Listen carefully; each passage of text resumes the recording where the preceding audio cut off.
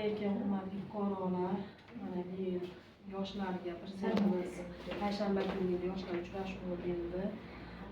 Xullas mana avgust oyida bitiruvchilarimiz bitirib institutlarga tashlagan farzandlaringlar bo'lsa, yoshlar bo'lsa, shularga talaba kreditlarimiz boshlandi.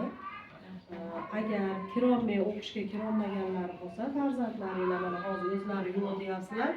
Ularga ish bilan band bo'lgan bo'lib chiqib ketib qoldi. Shunga o'zinglar kelganlarga aytmoqchimanki, talaba kreditiga shartnomasini olib kelsa, sentyabr oyidan boshlab talaba kreditlarimiz mana shu avgust oyida aniqlanadi. Shartnomani endi o'qishga borishadi-yu, shunda olib kelgandan keyin talaba kreditlarini ham beramiz o'qishlariga.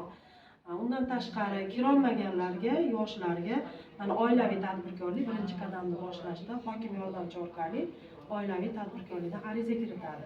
Nimadir ish bilan band qilib qo'yishimiz kerak shu yoshlarni.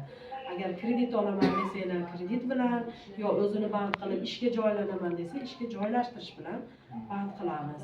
Shuni endi farzandlaringizga tushuntirasizlar. Endi hozir yoshlar bekor yurmaslik kerak demoqchimanki, biz Xalq banki Xo'jaobod filialidan mana hokim yordamchilar Nasibullo tanisizlar, shu bola orqali arizalar qilsanglar, biz qo'ldan kelgancha yordamimizni ayamaymiz.